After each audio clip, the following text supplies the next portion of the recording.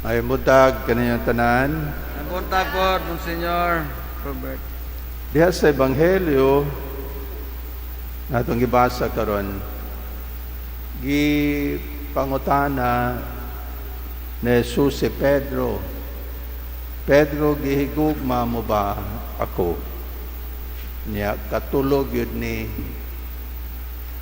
balik-balika ni Jesus sa pagpangutana. Pedro, gihigugma mo ba ako? Niya, ito kanan ta diha sa Ebanghelyo nga nasubo si Pedro. Nasubo si Pedro. Nga naman.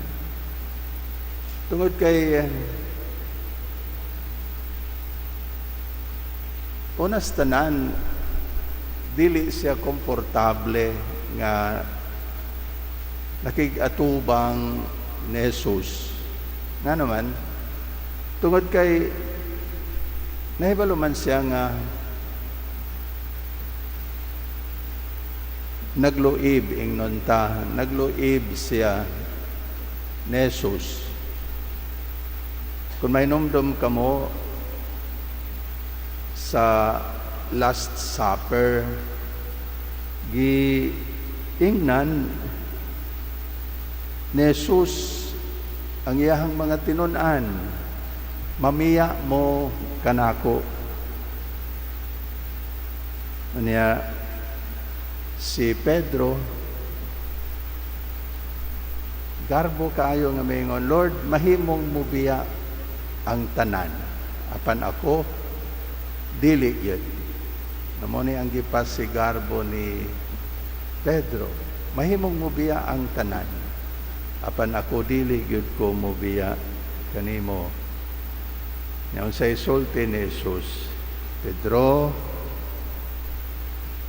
sa dili pa mo karong gabi una, sa dili pa mo tuktugaok ang manok, ilimod mo na ako sa makatulog.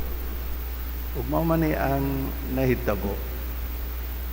Diya nga gidakop na sa Jesus, gitaral na sa hukmanan nya si Pedro naniid, dihay nakaila niya, giingnan siya, dili ba ka tinun-an anang tawhana? Dili ka ba tinun-an anang tawhana? Niya gilimod niya, wala niya ang kuna si Jesus. Mo kana nga sa iyahang pag-atubang karon sa atong Ginoong Jesucristo, sa ako nang giingon, dili siya comfortable. Tungod kay siya mismo usas sa napili nga mga ingnon ta sinaligan sa atong Ginoong Jesucristo, nasayod man nga failure siya.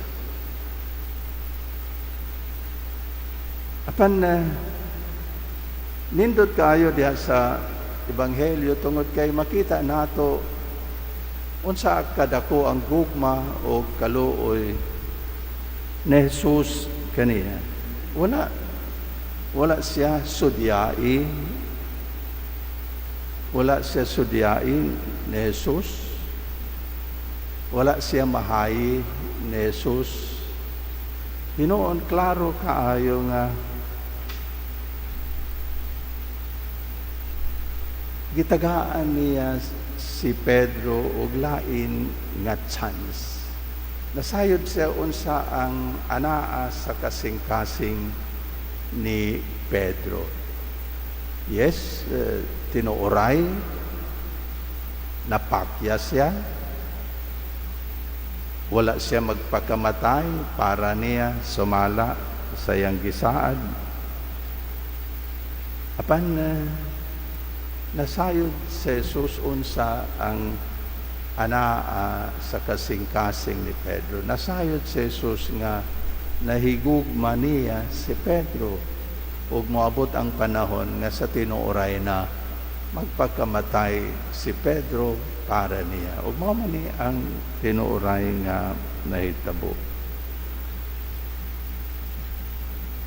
Ipasaylo niya si Pedro, gani ilhanan nga gitagaan siya og lain nga chance, gipili siya nga mangulo sa simbahan nga iyahang gitukod.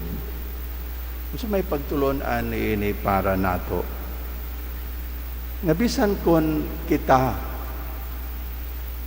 magluib sa ato ang Ginoo diha sa ato ang pagpagkasala, diha sa ato ang paglapas, dili pagsunod sa iyahang mga balaod.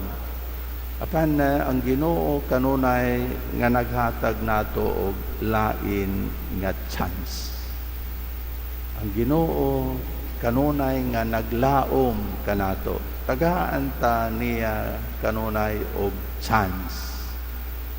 Sa makadaghan ako ni nga giingon dinhi nga ang bag-ong adlaw sa atong kinabuhi ato unta nga ilhon nga lain nga chance nga gihatag kanato sa Ginoo. Kana bang mumatata sayo sa buntag nya buhi pata pagka dako nga grasya kana ilhon unta nato kana sa ako nang gingon nga lain nga chance nga gihatag kanato sa Ginoo sa pag-correct sa unsa man nga sayop, unsa man nga mga sala ang atong nahimo sa miaging adlaw.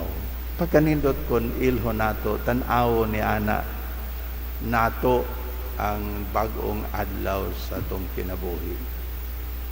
Tagaan ta sa Ginoo og lain nga chance. Tagaan ta sa Ginoo og lain nga kahigayunan sa pagtul-id sa ato ang kinabuhi, sa pag-correct unsa man nga mga sayop ang nahimo nato sa miaging adlaw. Pagkanindot nga balita, pag lain na pod nga good news para kanato karong adlaw.